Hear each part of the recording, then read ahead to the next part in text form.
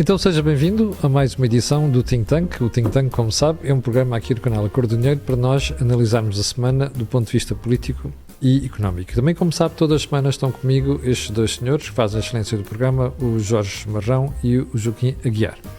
Ora, antes de irmos à edição desta semana, quero só lembrar que este canal tem uma parceria com a Prozis e que este programa ainda tem ajuda à produção do grupo Sendizalidade. Vamos então ao menu. O que é que temos para si esta semana? Olhe, tudo aquilo que se passou na semana passada, que foi a continuação da crise política por causa dos escândalos no governo. E na semana passada tivemos uma informação muito relevante veiculada pelo Jornal Público no sábado. O Presidente da República terá contactado, ele mesmo, a PGR, portanto, Procuradoria-Geral da República, e o Tribunal Constitucional para saber da sua disponibilidade para fazer aquilo que era a sugestão do Primeiro-Ministro. Ou seja, o Primeiro-Ministro envia os nomes ao Presidente da República, o Presidente da República contactaria a PGR e o Tribunal Constitucional e estas duas instituições diriam qual era o fit and proper, digamos assim, dos candidatos a governo. Bom, é precisamente por aqui que vamos começar. Joaquim Aguiar, faz sentido, primeiro, um Presidente da República envolver-se nisto? Segundo, ter duas instituições jurisdicionais a pronunciarem sobre figuras do governo?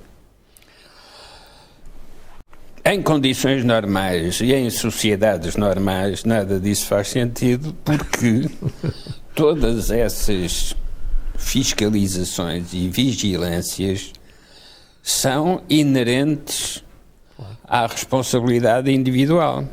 E, portanto, em condições normais e em sociedades normais, não se justificaria esse tipo de cruzamento de informações para a nomeação de membros do governo.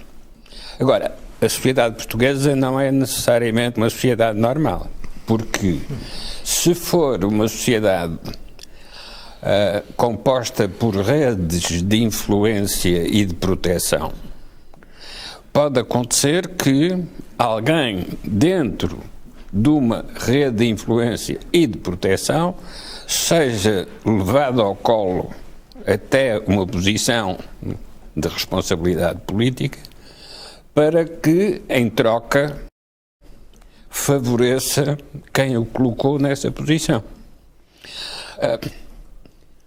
Hoje, nós, quando pôs essa hipótese, pensamos logo em partidos políticos. Mas não era necessariamente assim no passado, mas era com ordens religiosas, com influências de associações místicas, como a maçonaria, que faziam uma seleção prévia dos seus próprios membros para os colocar noutras posições de influência. Portanto, nós podemos perguntar, mas só em Portugal é que isso acontece? Não, isso acontece em todas as sociedades, só que não aparece na descrição normal do que é o funcionamento de uma sociedade. Mas a verdade é que nas sociedades em concreto, nas sociedades reais, há uma parte visível e há uma parte oculta. A parte oculta é de onde saem esses escândalos que, quando são revelados, aparecem como escândalo. Mas se não forem revelados, toda a gente dirá que é o normal funcionamento das instituições. Joaquim, portanto, eu percebo que estou de acordo consigo quando diz que a sociedade portuguesa não é normal. E estou de acordo também que tem que haver tal sindicância. A questão é, faz sentido arrastar órgãos jurisdicionais para a arena política? O Tribunal Constitucional é um tribunal, a PGR é o topo da hierarquia do Ministério Público. Isto não é jurisdicionalizar, que é para não fazer António Costa, com as palavras, a vida política. Pois, mas para não jurisdicionar é preciso politizar, ou seja, quem deve fazer esse escrutínio são entidades especificamente com propriedades funcionais para isso, os partidos políticos.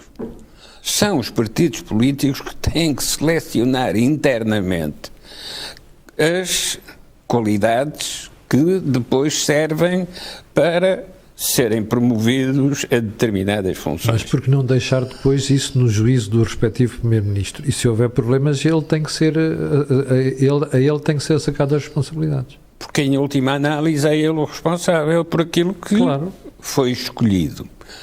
Claro que se pode dizer, mas ele não tem que ter toda a informação. Então muda de atividade porque não tem as qualidades necessárias para ser dirigente partidário. Porque um dirigente partidário tem as informações, tem as evidências visíveis, mas tem que ter uma outra coisa, que é a intuição. Exatamente. Essa intuição é que lhe permite perceber com os comportamentos dos seus militantes ou companheiros de direção partidária, tem a obrigação de perceber onde é que estão os problemas que podem vir à superfície. Então deixa-me fazer outra pergunta. Vamos pôr no lugar de António Costa. Quando ele convida Miguel Alves para a Secretaria de Estado da Presidência, ele já sabia que Miguel Alves tinha problemas com a Justiça. Quando ele convida, ou a senhora Ministra da Agricultura convida a engenheira Carla Alves, já sabia que o marido dela tinha problemas em Vinhais, até porque António Costa tinha estado lá. Isto é a falta de intuição, é falta de senso, ou é outra coisa mais grave, que é a sensação de impunidade? Não, eu faço o que quero. É a habituação ao poder, porque a habituação ao poder é que dá essa sensação de impunidade. Portanto, o Primeiro-Ministro, quando recomenda aos portugueses que se habituem, aliás, repetindo uma coisa que era o Ministro António Vitorino, que dizia em nome do Partido Socialista, que é habituem-se, e de facto aquilo que o Primeiro-Ministro está a demonstrar é que tem a certeza da sua impunidade.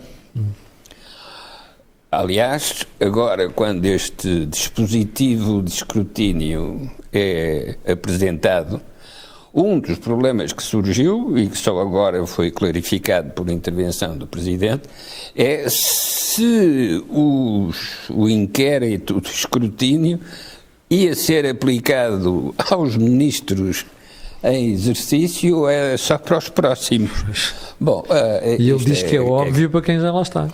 Isto é curioso porque significaria o antes do escrutínio e o depois do escrutínio.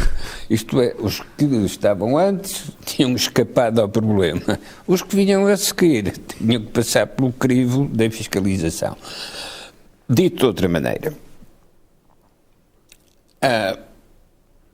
não é que as sociedades vivam sempre em guerra, mas a guerra é natural nas relações entre sociedades. É o mesmo problema dos centros de influência e proteção. Ora, justamente porque é natural o fenómeno da guerra, também é natural o fenómeno da dissuasão. E, portanto, é melhor ter bombas para impedir que outros utilizem as suas bombas contra nós. Portanto, este mecanismo de dissuasão tem uma virtude. É isso que permite não ter que utilizar as bombas. O escrutínio que agora se propõe para os responsáveis políticos tem a mesma utilidade. Tem a utilidade de dissuadir aqueles que, tendo conhecimento próprio de problemas que lhes podem ser imputados, desistem de exercer funções políticas justamente porque têm medo das consequências que daí derivam. Quando muitas vezes se diz que com este excesso de fiscalização por parte da comunicação social, nem sequer é por parte das instâncias judiciais, é para a comunicação social, já ninguém aceita ir para o governo. Pois ainda bem, é sinal que o fenómeno de dissuasão funcionou. Porque se não houver essa fiscalização, então, de facto, a sociedade transformou-se numa anarquia. Cada um faz o que quer. Deixa-me ir ao Jorge. Jorge, a mesma pergunta para ti. Faz sentido um Presidente da República tentar envolver 2 órgãos jurisdicionais na vida política? Faz tão sentido como a frase: à justiça o que é da justiça, à política o que é da política, porque então são 2 coisas diferentes. Não. São 2 mundos diferentes. Não, quando o Presidente da República chuta um problema político para a justiça, acaba de destruir essa frase. Exatamente. Portanto, ele no fundo mistura a justiça com a política, porque a política não está a ser capaz de resolver os seus próprios problemas. Eu sobre esta matéria tenho alguma... O que eu vou dizer tenho que dizer com algum cuidado, porque posso ser mal interpretado. Eu acho que primeiro, há uma coisa que nós temos que aplaudir, é o que a comunicação social fez nestes últimos tempos relativamente a este caso. Porque se nós nos lembrarmos, começa tudo isto com uma entrevista do António Costa à revista Visão, em que qualquer pessoa que lê percebe que os jornalistas não foram suficientemente incisivos sobre as questões, e o Primeiro-Ministro queria acabar com a bolha mediática dos casos e casinhos, nós nos lembramos. E a partir dessa data, o que calhou em cima foram só casos e casinhos. Então significa que a comunicação social estava certa a fazer esta... Uma parte. Certo, uma parte, esta perseguição política ao Primeiro-Ministro sobre aquilo que se estava a passar no Governo relativamente a estas matérias de, se quisermos, de ontologia, de ética e de moral na política. Qual é o problema que eu tenho com esta ideologia da transparência? Há uns anos o Presidente Clinton veio a Portugal e disse uma coisa muito interessante. Disse o seguinte: hoje as sociedades como funcionam, e ele sofreu isso na pele, o facto de um jovem adolescente imberbe ter fumado um charro, um cannabis com 16 ou 17 anos... Mas não inalou. Não inalou. Impede-o de se vir a tornar um político. Há uns anos o advogado e político Lopes Xavier disse uma coisa com piada, que tinha um professor de Coimbra que lhe disse que, à luz de alguma facção da sociedade, uma multa não paga passa a ser um problema de caráter. Sim. Ou seja, nós entramos no extremo, nós queremos ter políticos perfeitos e ascéticos. E depois não queremos conviver com a imperfeição da natureza humana. Só que o problema do PS não tem nada a ver com isto. O problema do PS é que o PS se confunde com o Estado. O Estado é cada vez maior.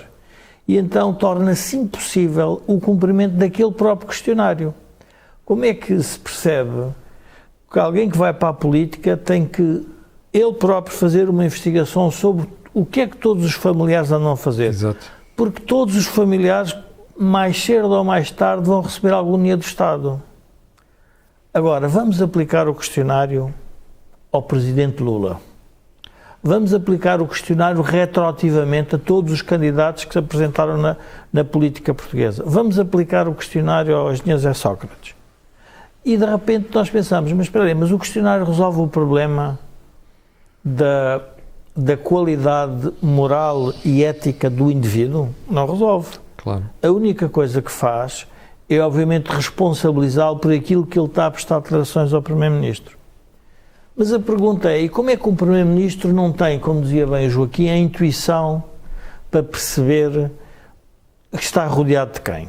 E nós temos que nos lembrar a quem é que ele rodeava, que era o engenheiro José Sócrates. Sim. E, portanto, nós, quando analisamos isto, temos que analisar isto de uma forma mais complexa. Porquê? Porque a estrutura de poder em Portugal, com a forte dependência que tem do Estado, impede que haja uma relação quase que saudável entre os privados e o Estado. Porque tudo é visto hoje à luz. O engenheiro José Sócrates publicou hoje um artigo no Expresso que era a República Penal. em que ele dizia que estava contra o Primeiro-Ministro porque ele já tinha, no fundo, tinha ido atrás da imprensa sensacionalista que tinha presente, penso que era da Câmara de Espinho. E eu pensei para comigo, a verdade é que nós temos um cidadão ex-Primeiro-Ministro que há 7 ou 8 anos é arguido e a Justiça não fez nada. A responsabilidade é da Justiça ou é da política? E aí nós temos que nos questionar que o problema em Portugal da Justiça e da política é muito complexo, porque ou a política não controla a Justiça ou a Justiça quer controlar a política. Portanto, nós como cidadãos temos que parar e pensar sobre o que é que se está a passar. Porque o que isto está a gerar é um mal-estar global sobre a política e sobre a democracia. Isto pode chegar a um ponto em que quase que se torna impossível. O Joaquim dizia, bom, mas a pessoa tem que ter a dignidade para, quando se apresentar no cargo, ter essa bomba atómica ou esse fator de dissuasão.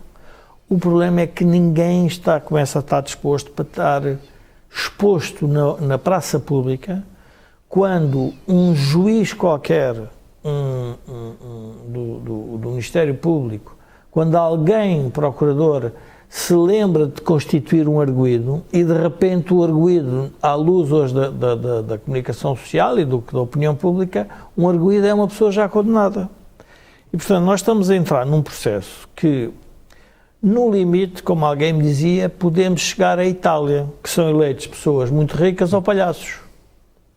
Ou seja, no fundo, a sociedade vai afastando, naquela lógica da economia, a má moeda expulsa a boa moeda. Ninguém quer estar sujeito a este ataque permanente das redes sociais e de uma justiça sobre o qual continua a ser, como dizia o Essa de Queiroz, um manto diáfano da fantasia, porque diz que vai resolver tudo e nós não vemos pouca coisa a ser resolvida. E depois não temos ministros da Justiça nem primeiro-ministros que são incapazes de prestar contas pela Justiça. Porquê? Porque, obviamente, também têm medo da própria Justiça. Portanto, nós estamos numa situação, em termos da democracia portuguesa, que só pode gerar um tipo de personalidades a candidatarem-se. Aqueles que se dizem que são moralmente superiores a todos, que têm um currículo invejável e que não pode ter nenhuma relação, ou seja, é quase que um homem isolado, é um homem sozinho. O poder sempre foi isso. Ou seja, o poder exercido, como deve ser, é de uma pessoa isolada, ou seja, não se deixar influenciar pelas diferentes redes clientelares. Isso sempre foi assim. Mas o problema não é só aquela pessoa no poder, o problema é a rede que está à volta dessa pessoa. E essa rede cresceu por causa do Estado. E vai ser... Reparem uma coisa, naquele questionário fala-se nas relações de parentesco relativamente a políticos, a familiares que têm subsídios do Estado. E as relações de parentesco estão dentro do Conselho de Ministros. Sim, é verdade. Quer dizer, eu olho e digo assim, mas nós estamos a falar no quê? Quer dizer, isto é tudo insano. E mais insano é o próprio Presidente da República ter participado nessa tentativa, se quisermos, de redenção do Governo. Quer dizer assim, o facto de eu agora produzir um questionário de compliance quer dizer que os criminosos e aqueles que têm intenção de fazer crimes vão deixar de o ser? Quer dizer, tudo isto é... E, portanto, a reação do Governo é uma reação excessiva, e eu acho que é propositada.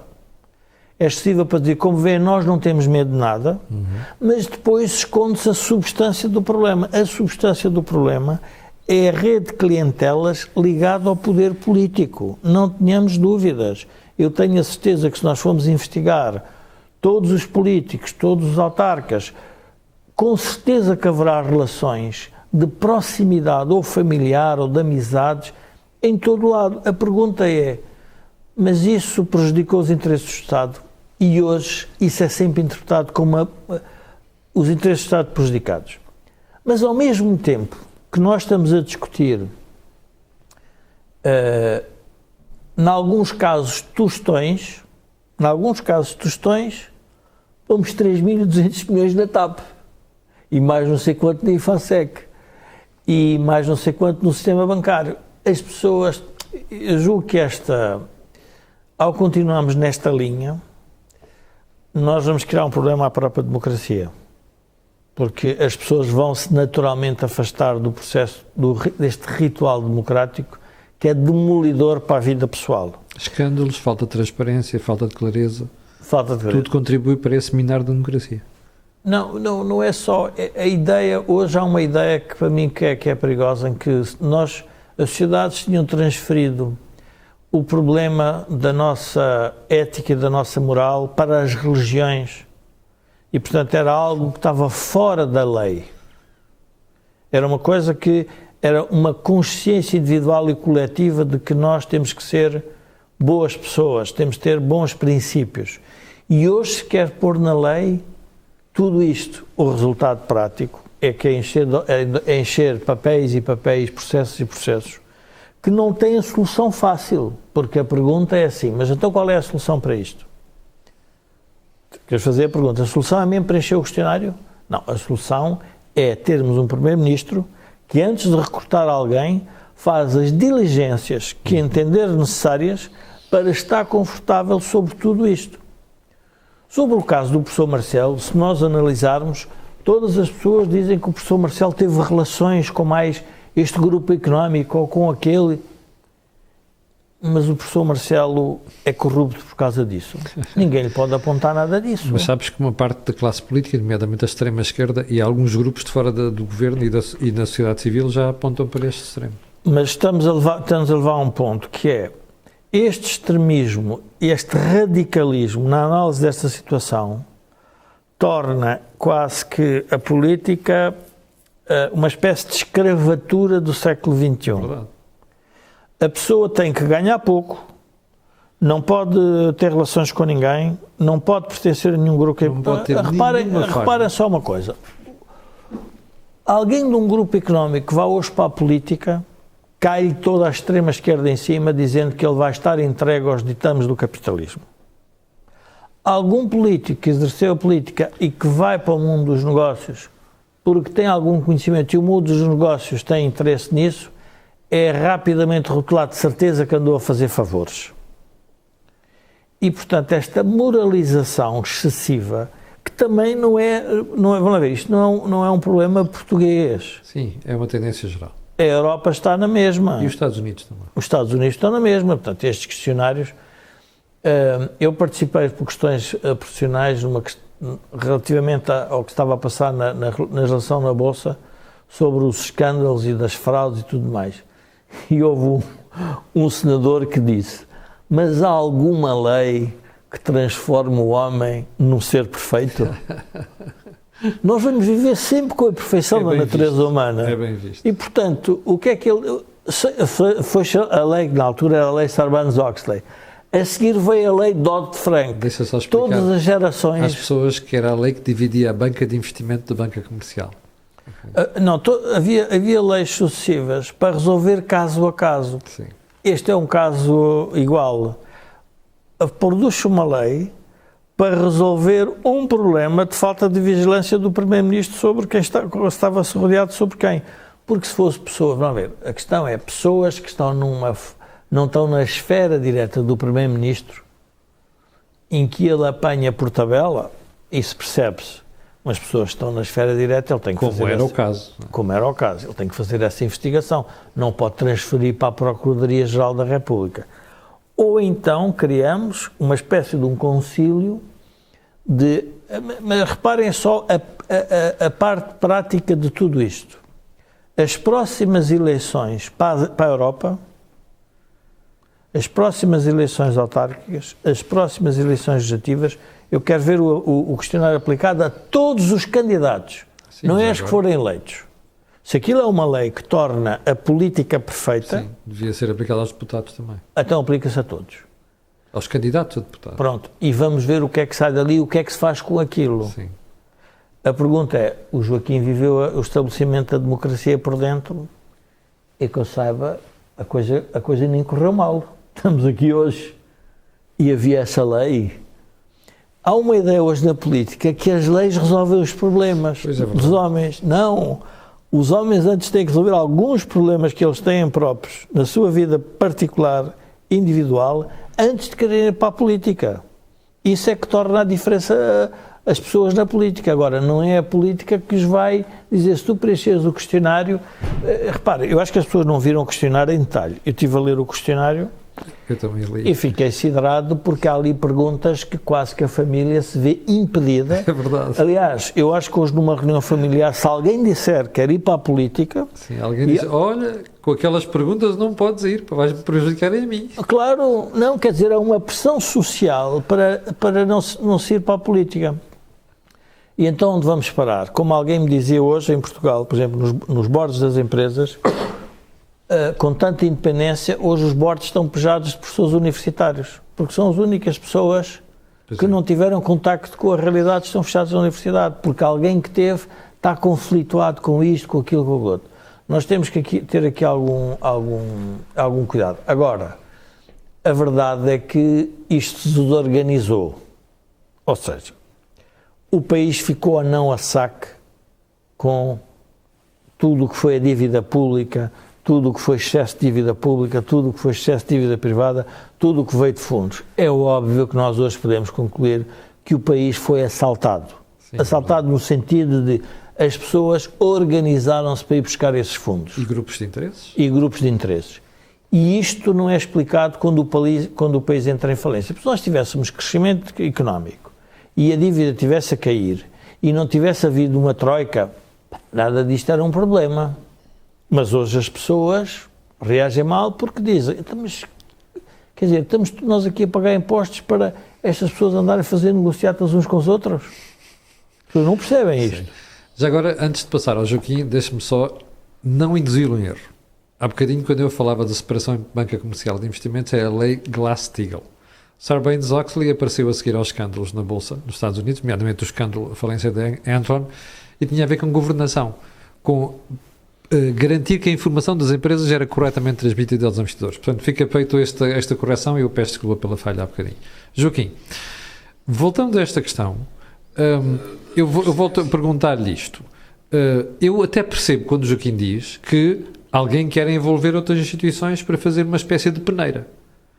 Mas não devia ser o Primeiro-Ministro? Porque é que é o Presidente da República a fazer esta figura?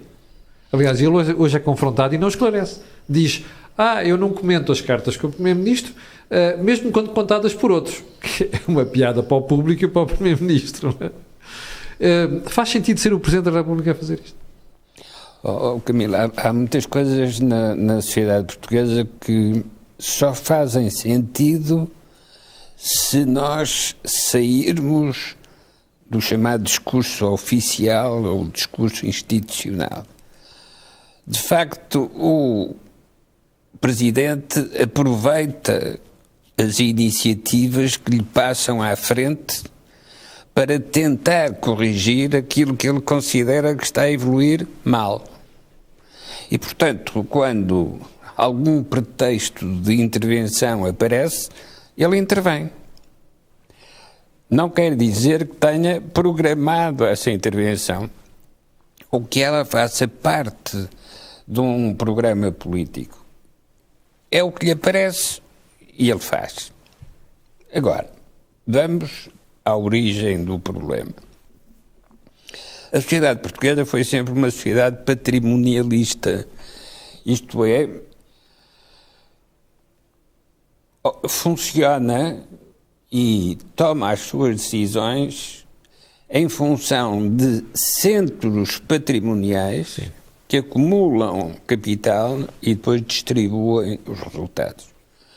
Ora, para uma sociedade patrimonialista, quando em 1975 se operam as nacionalizações, é a mesma coisa que numa colmeia de abelhas bater com um machado na colmeia. As abelhas andam pelo ar até se poderem reconstituir na estrutura que tinham na sua programação natural. Ora,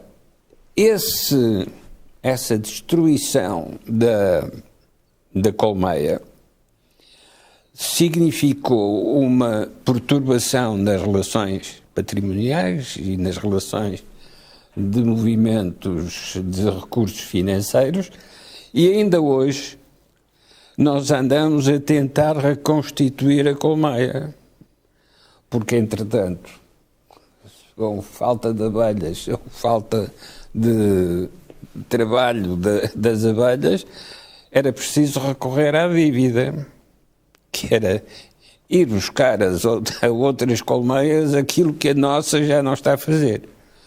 Ora, esta perturbação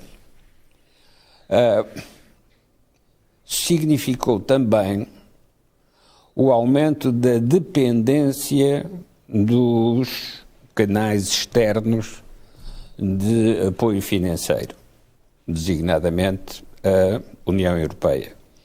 Isto distorceu as relações internas e passamos a ter, durante algum tempo, os chamados imigrantes sentados. Ou seja, continuavam em Lisboa, mas trabalhavam para outras entidades.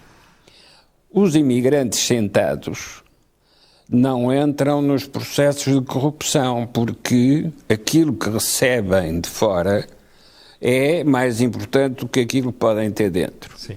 Agora, se alguém quis ser imigrante, não conseguiu e continuou a ficar sentado, isto é, continuou a trabalhar numa empresa portuguesa de capitais portugueses, rapidamente vai descobrir que tem que fazer umas alianças para resolver a sua insuficiência de meios financeiros.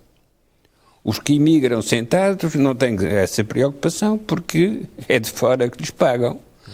Os que ficaram cá, então têm essa dificuldade. E então surgem as tais redes de interesses e de proteção. Redes de interesses que funcionam na lacuna do capital. É porque não há capital que de facto tem que fazer essas redes de interesses.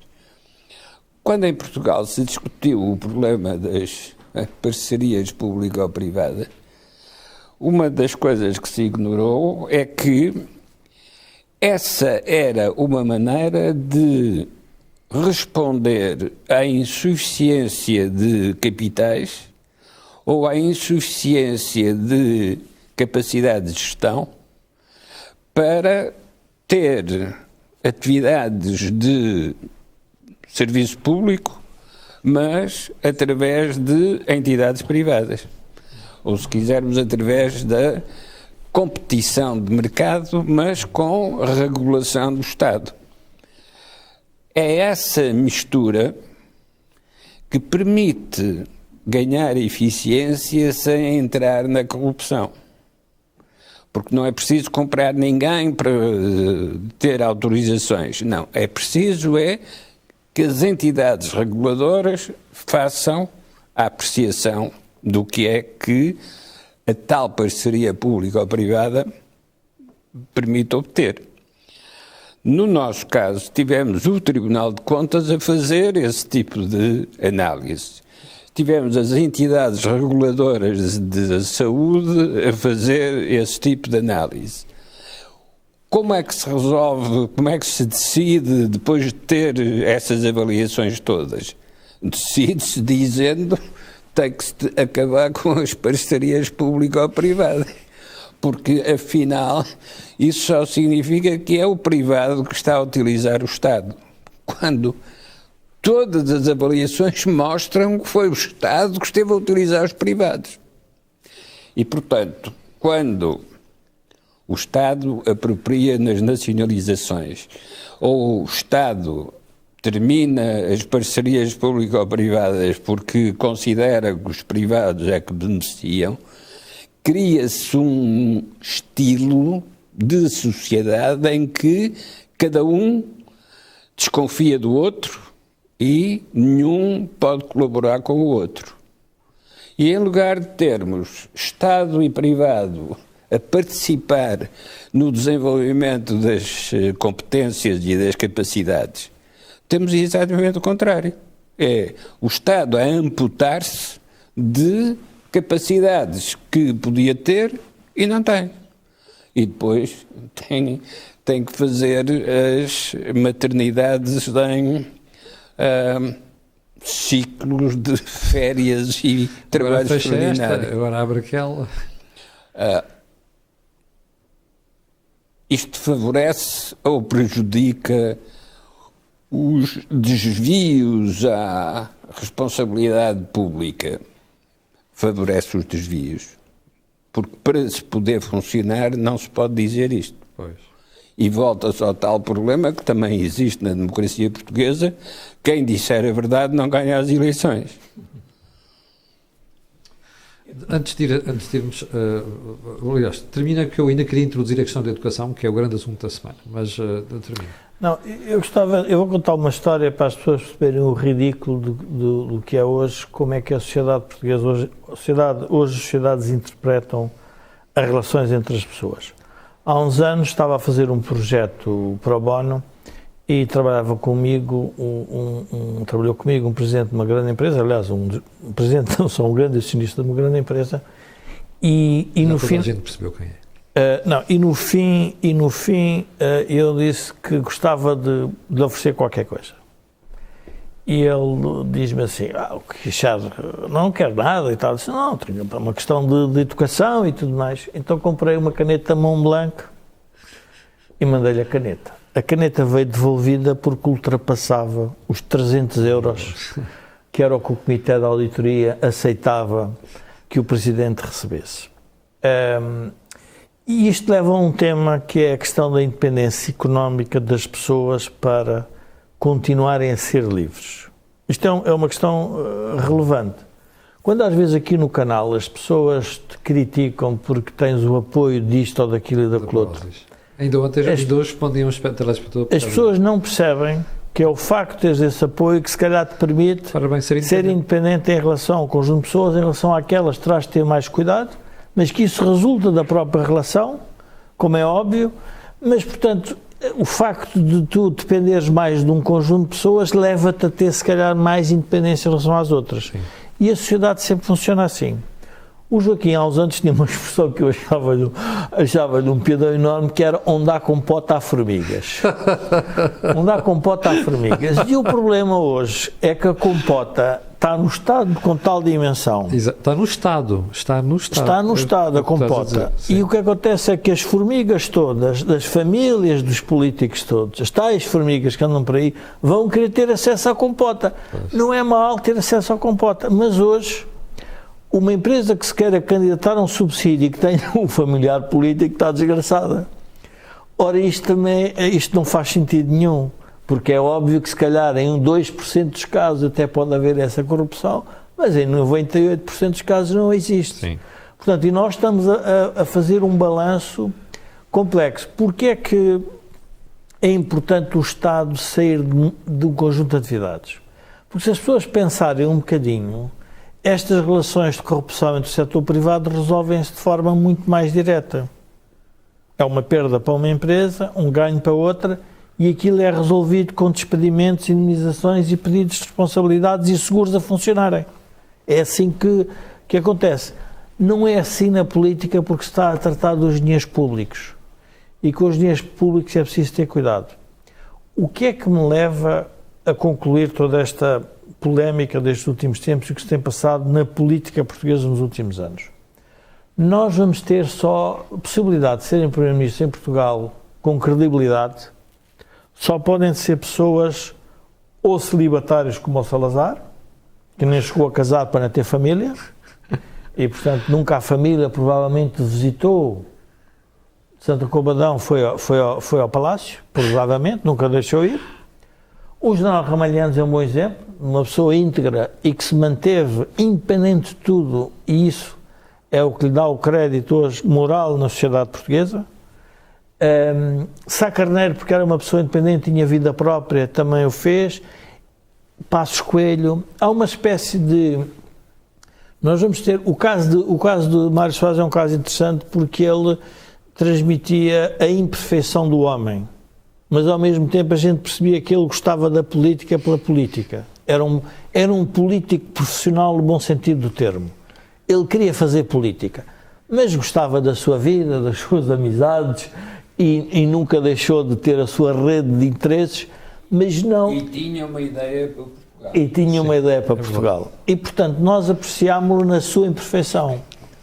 Hoje não. Hoje, com o bispo Francisco Louçã, criou-se uma nova Bíblia, criou-se uma nova ideia e, portanto, o julgamento é julgamento feito nas redes sociais. Nós temos o julgamento na vida eterna. À entrada, iam-nos fazer várias perguntas e tínhamos várias testemunhas. Agora não. Agora faz nas redes sociais. E isto mata a política. E isto porque é que eu acho que é uma coisa que nós temos que pensar um pouco. Porque esta ideia é uma ideia subversiva sobre a sociedade. Porque é subversiva no sentido em que as pessoas têm entidades de transparência para tudo, têm tribunais para tudo, têm instituições persecutórias do indivíduo, hoje a informação está disseminada sobre tudo. E é muito fácil destruir a reputação do indivíduo.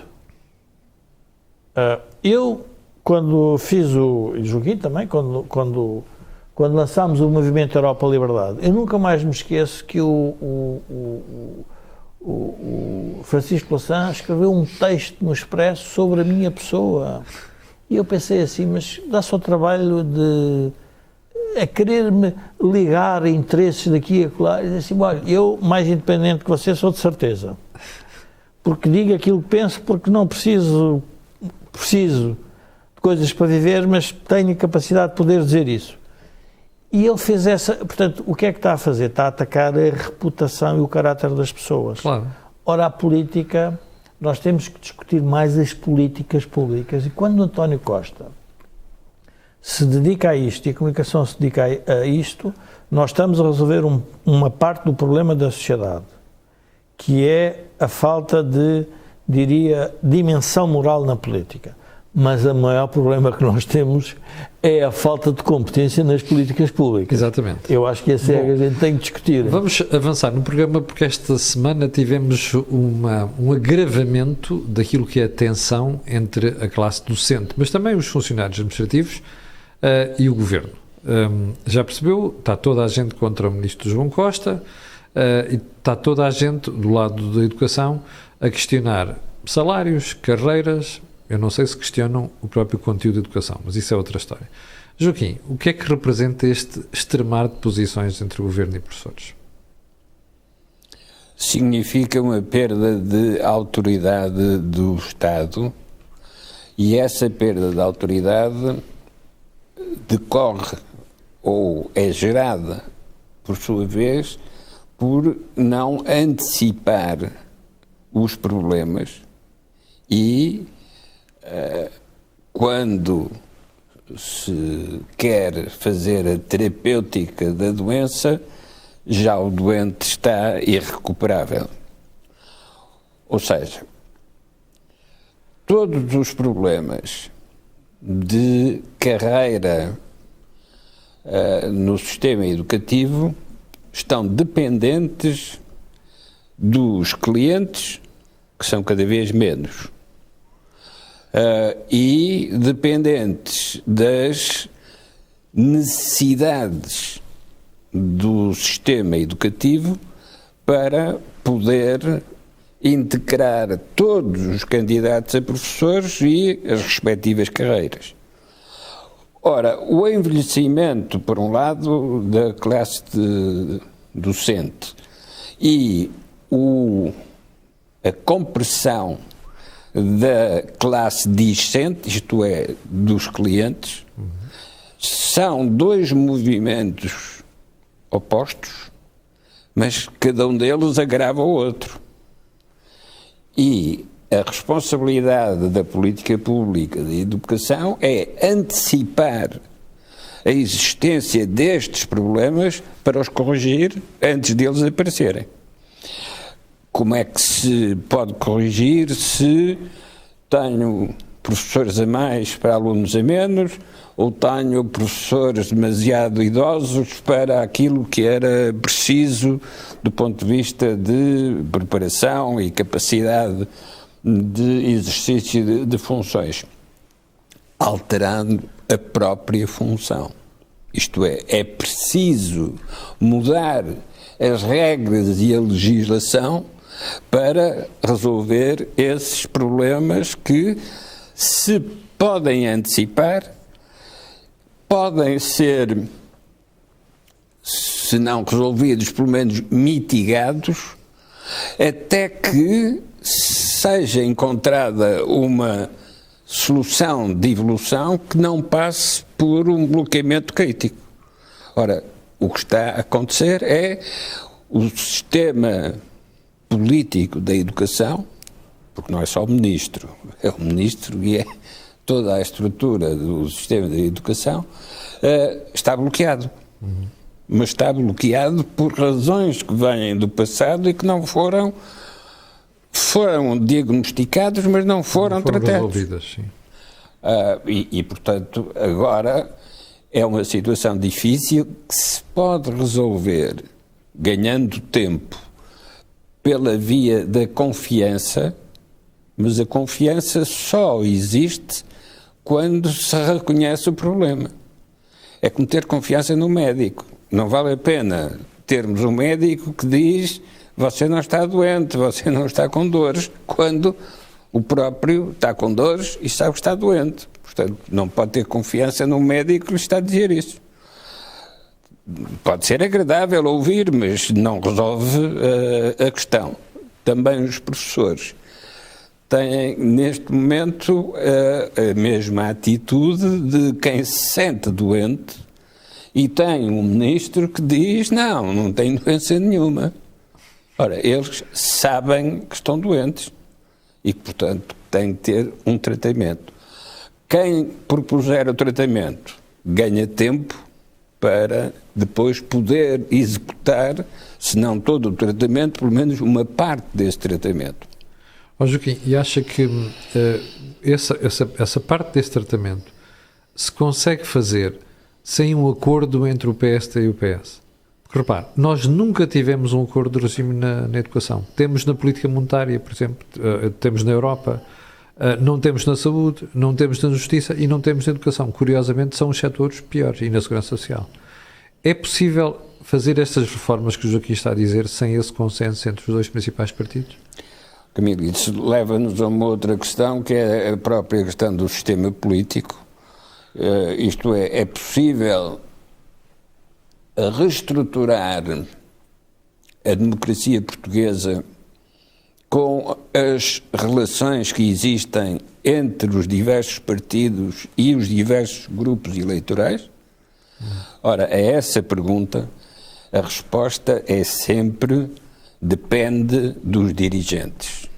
Isto é, se os dirigentes quiserem entender-se, então é fácil estabelecer o programa comum. Não havendo vontade de entendimento, nunca se consegue ter programa comum. O que é que nós tivemos no passado? De facto, a aproximação entre o PS e o PSD existiu várias vezes, mas as reações a esta convergência também se manifestaram várias vezes. Porquê é que são reações? Porque a relação clientelar fica prejudicada quando, na parte de cima do sistema, há o entendimento. Porque esse entendimento limita a capacidade de movimentação das clientelas. As clientelas são sempre mais livres para fazerem o que querem quando o topo está dividido. Nós vamos chegar a uma situação em que o sistema político português se tornará totalmente dependente do sistema europeu. Não só para financiamento, mas também para validação das propostas de política, designadamente as propostas de política pública.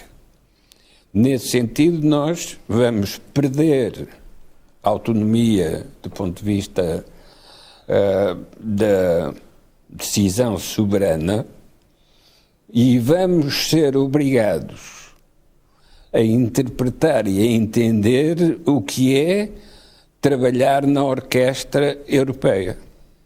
Isto é, a orquestra europeia significa que cada instrumento que nós soubermos tocar tem de ser tocado em harmonia com os outros instrumentos da orquestra europeia. É essa a nova fórmula da soberania. Só é verdadeiramente soberano aquele que souber ser verdadeiramente europeu. Deixa-me ouvir aqui. Jorge, como é que estás a ver esta crise entre professores e a escola, no fim de contas, e o Ministério, o Governo? Eu vejo mais a crise dos professores mais na lógica política, menos na lógica, se quisermos, sindical. Talvez começando por dizer isto, as pessoas percebem. Assim se vê a força do PC. Eu julgo que o António Costa, quando faz a ruptura, quando o Jerónimo de Sousa faz a ruptura com o António Costa, a ruptura era porque ele tinha que, objetivamente, sabia que não havia condições para continuar a apoiar o Estado Social, que tanto propalou ele e o próprio Jerónimo de Sousa, e que o PC tinha que entrar numa guerra sindical muito mais violenta. Porque depois, encapotada na ideia, que é real, que os professores estão a perder rendimento e estão a perder alunos, e estão a perder condições, e estão a perder investimento público, tudo isso é verdade. Mas isso está a esconder a parte política. Porque os 100 mil professores que foram à manifestação contra Pedro Passos Coelho são os mesmos que vão agora a outra manifestação. Sim. O que é que mudou? Até são primeiros-ministros diferentes. Sim, mas o problema está lá. O problema está lá. E o problema está lá porque a sociedade portuguesa deixou-se dominar pelos sindicatos que dominam os professores. Exatamente. E a política ficou dominada pelos sindicatos. E é isso que António Costa agora está a pagar. Que não quis mexer na educação. E a realidade, há coisas ainda muito mais graves. É que hoje a profissão de professor, que era uma profissão de elevada reputação na sociedade portuguesa, está desvalorizada. Ficou muito desvalorizada. E, portanto, a sociedade como um todo até pode estar solidária com os professores, mas também percebe que há ali qualquer coisa que ultrapassa os professores. E é uma luta política interna dentro da esquerda. E isso António Costa não vai poder fugir. A direita tentou resolver o problema com a descentralização, com a ideia que nós já nos esquecemos quando os professores eram convidados a emigrar, porque eram aqueles que tinham mais formação e que podiam fazer algo diferente. Porque nós repararmos, se a educação estiver no setor privado, o que é que acontece quando não há alunos? As pessoas vão fazer outra coisa qualquer? As pessoas vão fazer outra coisa qualquer. Sim. Ora, não é verdade no setor público. Por contrário, ainda pedem mais professores. E mais grave é que são estes professores, do qual nós, obviamente, temos de ter respeito, porque eles, no fundo, são os que educam os nossos filhos e, eventualmente, os nossos netos e todas as gerações, mas também são eles que andam a propalar um conjunto de ideias sobre a sociedade. É verdade. Relativamente à relação entre o Estado e o privado, que eles agora estão a pagar por isso. E, portanto, nós estamos numa situação, é uma situação de nó-górdio, mais um nó-górdio na sociedade portuguesa, que é como é que se resolve isto? A força do PC dentro do Estado, a ideia que o Estado Social, cada vez que se quer fazer uma reforma, é atacado violentamente. Reparem, as notícias sobre a manifestação, ninguém foi capaz de dizer que o PS estava a atacar o Estado Social. No tempo de Passos Coelho, que foi exatamente o mesmo tipo de problemas, mais ou menos, foi atacado dizendo que estava a atacar o Estado Social. Então, o que é que o PS está a fazer? Não está a atacar o Estado Social? Não. O que o PS está a fazer é gerir as contas públicas, as tais contas certas, que era o que o outro estava obrigado a fazer.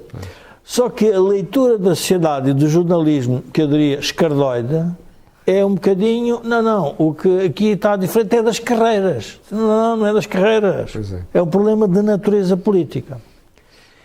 E eu fiquei admirado quando Paulo Raimundo vem, neste momento desta crise, e há uma semana, Dizer que está disposto a ir para o que está disposto. É O que é que está a dizer? saudades. Vocês querem acabar com isto? Ora bem. Chamem-nos que a gente ajuda.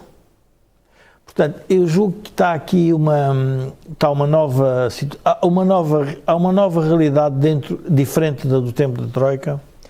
É que já passaram alguns anos, portanto, estamos a falar em 2011, já passaram 11 anos e os professores envelheceram. E há menos professores. Têm mais carga horária, têm mais carga administrativa, têm menos salários, têm menos reputação. Tudo isto cria, do ponto de vista individual, uma relação muito diferente da que tinham, se calhar, no passado com o Estado e que sentem que o próprio Estado não está a resolver o problema. E, portanto, eu diria que é uma situação muito delicada para o PS, porque a solução não é fácil. Porque se nós perguntarmos aos portugueses, vocês querem ser mais tributados para aumentarmos os professores? António Costa vai dizer, e tiro o dinheiro de onde? Da saúde ou das pensões? Escolham lá. E as pessoas vão logo dizer, não, pensões não e saúde muito menos. Portanto, os professores estão entregues à política das contas certas. E isso é que os vai tramar. Eu sou só os professores, não vou fazer como no passado, dizer, recomendava ir à procura de emprego, mas é muito melhor começarem a pensar, mudar, porque não é possível a sociedade pagar a todos. Claro. De forma, diria, superior à média da produtividade do país. E eu vejo, olhando para a estrutura demográfica do país e a cultura, as pessoas preferem que o Estado gaste dinheiro na saúde e nas pensões do que na educação. E a educação vai ficar para trás. E, portanto, tudo isto é dramático, porque se propalou tanto que nós tínhamos a melhor educação possível, porque depois há aqui uma outra dimensão que nós também perdemos no meio disto, que é, à medida que, eu penso que foi José Sócrates que concentrou-se na questão da melhoria dos rankings na OCDE sobre a educação. E batalhou, era o inglês, era isto, era aquilo, era um conjunto de matérias curriculares e portanto, isso, por isso é que o PS hoje fala na ideia que temos a geração mais bem preparada de sempre, mas faz lembrar os países do Bloco Soviético que tinham a geração mais bem preparada de sempre, só que não tinham nem capital, nem concorrência, nem empresas. E, portanto, era irrelevante. Nós está-nos a acontecer o mesmo. Nós temos um país cheio de dívida, não temos capital e esta educação perde-se toda. Eu diria que estamos a querer mascarar uma coisa com esta manifestação dos professores. Não é só um problema de carreira, é um problema político mais profundo entre o PS, a maneira como olha para a educação e como quer resolver a educação, e o Partido Comunista. E a base de recrutamento, nós não nos podemos esquecer, eleitoral, destes dois partidos que estiveram na geringonça, é desta zona. Sim. E, portanto, o que é que eu sinto? Que se vai tentar resolver tudo, diria, a Marcelo. Mas Marcelo hoje disse que, bom, isto não é só com o Sr. Ministro da Educação, é com o Sr. Ministro das Finanças. O que é que ele quer dizer Pronto. com isto? Quer dizer que ele tem que justificar porque é que não aumenta aos professores? Claro. Pois é. Porque é que há Marcelo? Porque é a maneira, o professor Marcelo tem um problema, é qualquer foco de agitação, ele fica mais perturbado que os agitadores. É verdade. E, portanto, o que ele faz é, deixa lá ver se eu arranjo aqui uma desculpa, por isso ele fala no Ministro das Finanças, porque o Ministro das Finanças, como é óbvio, mas aí há uma luta dentro do Conselho de Ministros. E está-se a esconder, está-se a proteger, não é? Claro. Quem está a pegar o touro pelos cornos é o Ministro da Educação. Claro, e o Ministro da Educação, claro, neste momento fica com um problema adicional. Onde é que eu acho que critico os professores? É que os professores poderiam ser como os militares de Abril. Foram aqueles que disseram que o regime estava mau. Os professores, com a formação que têm, Sim. também poderiam vir dizer o que é que está mal, o que é que está mal no seu E nós precisamos mudar isso e não estão a fazer. É a minha grande crítica. Só estão a fazer relativamente à sua condição corporativa. Exatamente. E que é legítima. Eu não estou a dizer que não é legítimo o que as pessoas estão a fazer. Acho péssimo que a oposição se agarra à manifestação. Claro. Porquê? Porque isso é não ver o problema mais fundo que está por trás da manifestação. É muito mais profundo e eu julgo que não se resolve de forma fácil. Muito bem, chegamos ao final do programa de hoje. Quero só lembrar que este canal tem uma parceria com a Prozis e que este programa ainda tem ajuda à produção do grupo Sendizal e Data, que faz software de gestão de empresas. Olhe, voltaremos a ver-nos na próxima terça-feira e para o final fica o pedido de sempre. Colocar um gosto, subscrever o canal e fazer partilha nas redes sociais. Já sabe porquê. Aquilo que houve aqui não houve mais sítio nenhum. Obrigado, com licença, e até amanhã de manhã, para mim e para si, e até daqui a uma semana no programa Think Tank.